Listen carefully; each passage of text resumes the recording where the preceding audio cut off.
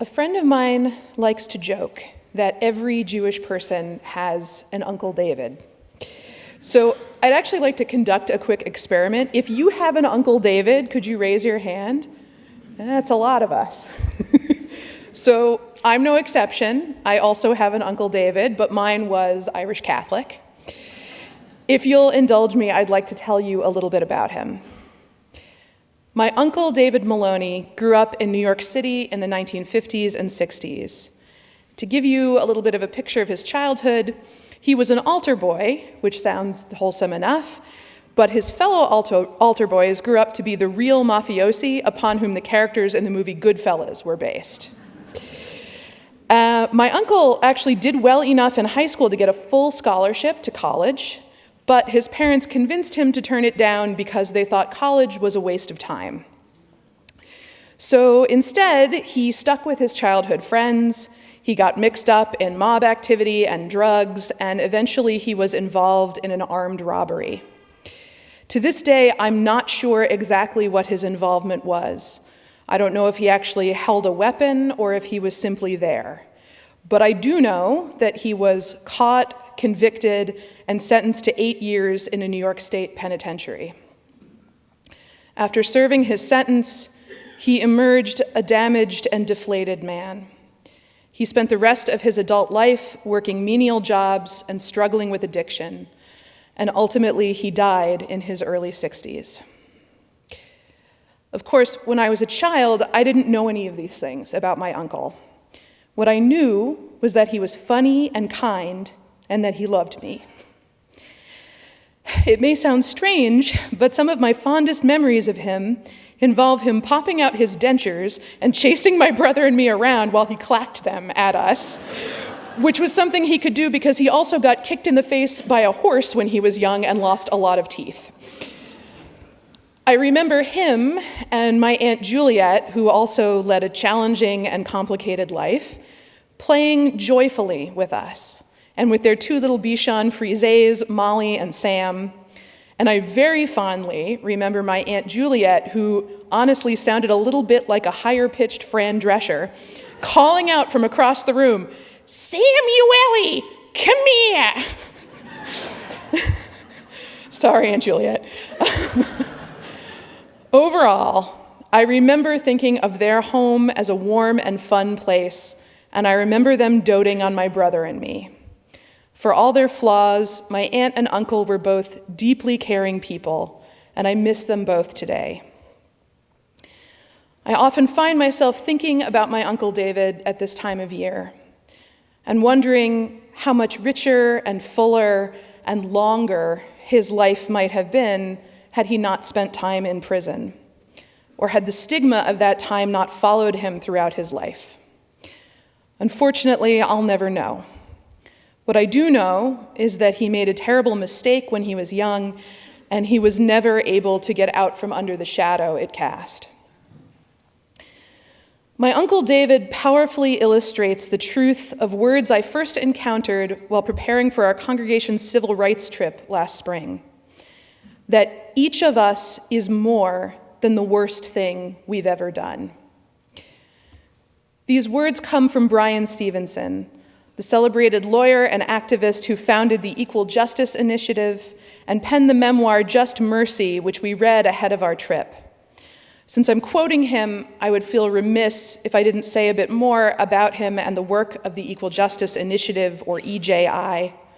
In their own words, the EJI's mission is to end mass incarceration and excessive punishment in the United States, to challenge racial and economic injustice, and to protect human rights for the most vulnerable members of our society. They also work to educate the public about the legacy of slavery and racial violence and segregation in the US, operating 3 memorial and museum sites in Montgomery, Alabama, which our group was fortunate to visit. If you'd like to know more about Bryan Stevenson or the EJI, Stevenson's book, Just Mercy, is a great place to start. But if you're able to, I cannot recommend highly enough making the trip to Montgomery to visit the EJI's legacy sites. The Freedom Monument Sculpture Park is filled with stunning works of art that throw pain and prejudice into sharp relief.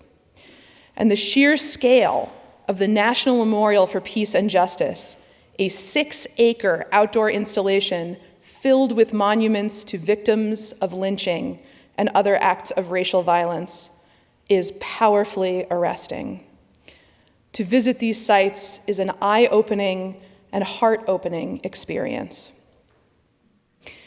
Bryan Stevenson's work has focused primarily on combating racial inequities, but his words also speak to something universal in the human experience.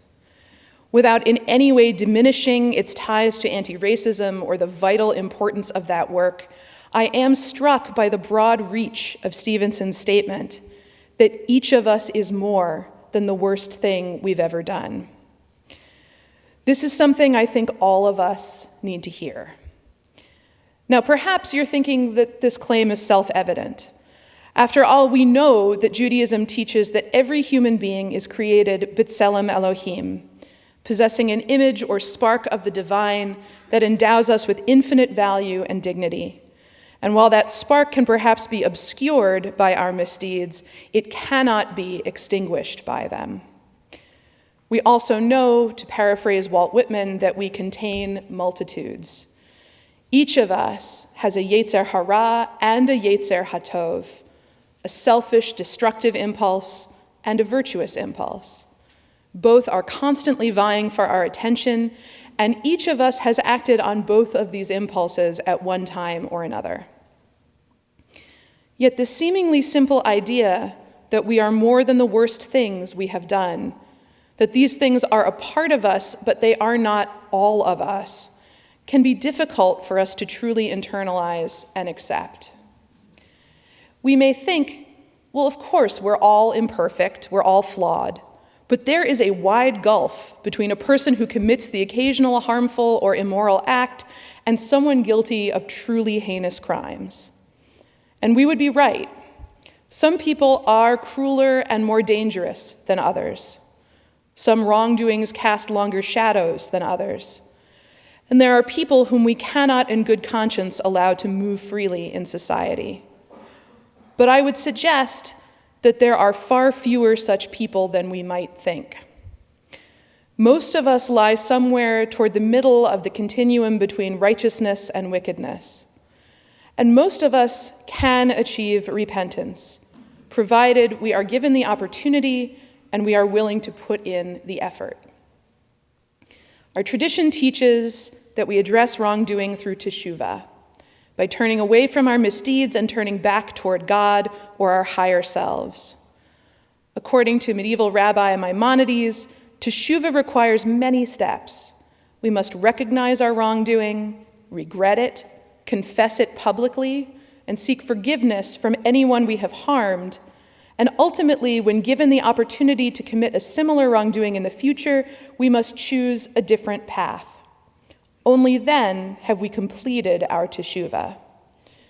And even then, the painful truth is that some acts cause harm that cannot be undone, and some misdeeds cannot be entirely forgiven. Leaving aside questions of right and wrong, as a practical matter, a person who has been killed cannot forgive their killer. Only the living can forgive. For this reason and others, there is some debate among Jewish thinkers as to whether teshuvah is really always available for every wrongdoing.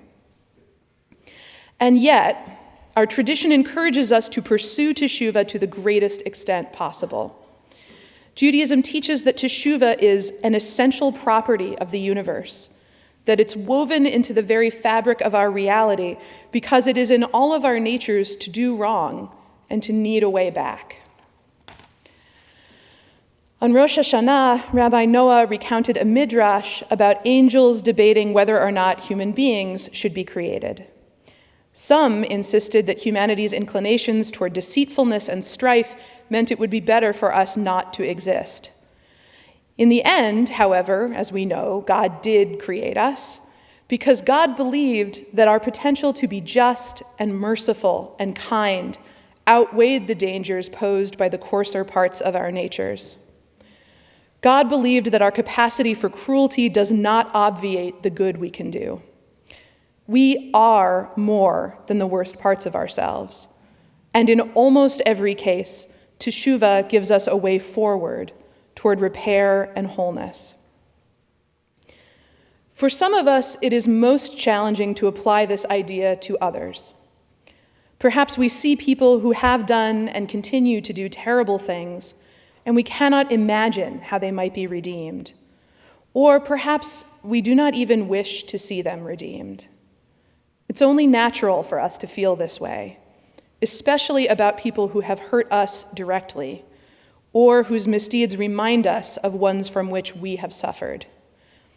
As Rabbi Noah discussed last night, we all carry traumas with us. And even when we think those wounds are healed, they can reopen unexpectedly when the right trigger arises.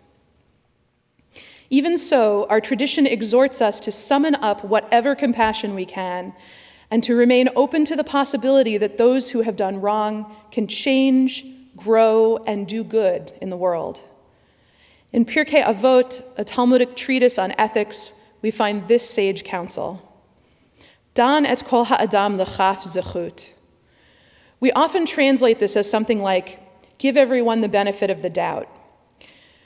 But a better, more accurate translation might be, judge each person to the side of merit, or possibly even judge the entire person on the side of merit. This teaching challenges us to search out the good in others and to treat them accordingly, no matter who they are or what they have done. Though it may be difficult, we must strive to see that Tselem Elohim, that inextinguishable spark of divinity that resides within each and every human being. This is all the more true when it comes to formerly incarcerated people.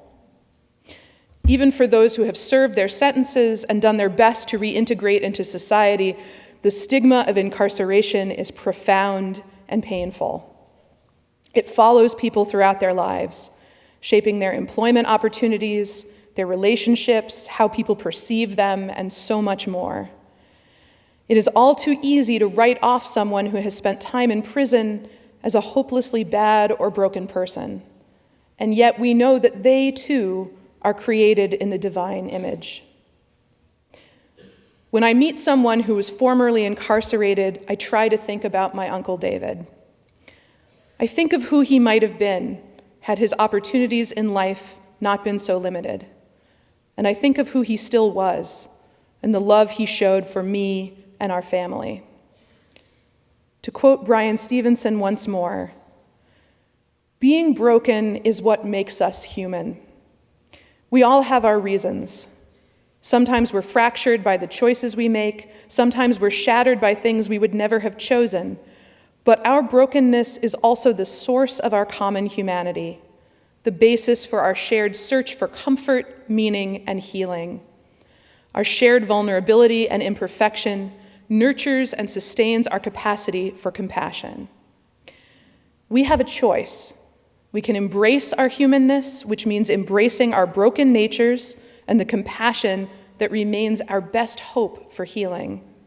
Or we can deny our brokenness, forswear compassion, and as a result, deny our own humanity. Of course, for some of us, the greatest struggle lies not in recognizing the humanity and divinity within others, but in seeing those things in ourselves. Perhaps there's something that we did in our past, something we find so shameful, so disgraceful, that we simply cannot move past it. The weight of our guilt presses heavily on us, and we feel we are tainted to our very core. To this way of thinking, our daily liturgy responds in no uncertain terms, Elohai neshama shenatata bi tehora hi. My God, the soul you have given me is pure. Deep down inside of each one of us, there is an essence of purity and innocence that no misdeed, however grievous we may believe it to be, can erase. We are flawed, yes, and we have done wrong. But still there is always a spark of goodness within us, waiting to be fanned into a flame. I recognize that none of this is easy.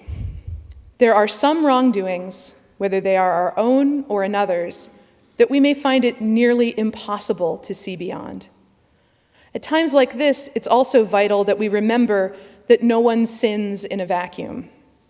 We all make choices, but what we choose is heavily influenced by the people who surround us, the cultures that shape us, and the resources or lack thereof at our disposal.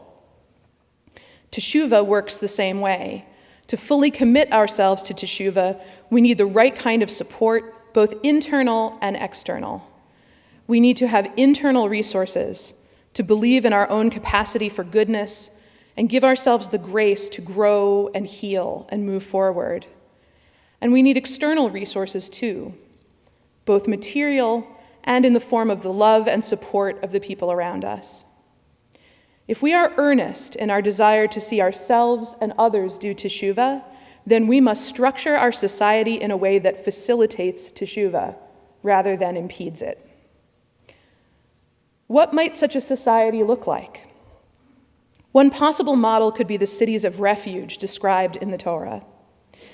God instructs the Israelites to establish several such cities as safe havens for anyone who has inadvertently killed another person, places to which they can flee to escape reprisals from the loved ones of the person they killed. What is perhaps frightening and perhaps liberating, even beautiful, about a city of refuge is that within it, there is no denying or hiding from brokenness. Everyone's darkness is right there on the surface. Everyone is a killer, and everyone knows it. And yet, people still live lives. They work, study, buy and sell goods, raise families, and care for one another. The Talmud teaches that when a person is exiled to a city of refuge and the other inhabitants of that city wish to honor them in some way, that person is required to first say, "I am a killer." If the residents of the city reply, "Yes, we know, and even so, we wish to honor you," then they may accept the honor. What if our society worked the same way? What if we looked at someone who we know has transgressed, which is to say, any one of us, and rather than shaming or dismissing them, we said, "Even so, we wish to honor you. Even so, we accept you. Even so, we believe in your potential and we want to help you realize it." What might such a society be able to achieve? To what heights could it climb? I pray that someday we will find out, that someday we will live in a world where we all understand that brokenness is not just an essential part of the human condition, but also a place where divine light is hidden. Hasidic teaching, rooted in a mystical vision of creation, dares to say that the divine presence is in exile, and that it will remain so until the scattered sparks of holiness are brought back together. I often think of my Uncle David in this way. Within our family, his humor and his tenderness shone clearly, but to the wider world, those sparks were invisible, buried beneath labels like felon and criminal. And he's far from alone. How many lives remain unseen because we collectively have not learned to widen our lens and to search out and raise up those sparks? The Kabbalists taught that this is the true work of Tikkun Olam, the repair that we dream of every time we recite the Aleinu, gathering the broken pieces of creation and the broken pieces of ourselves and making them whole.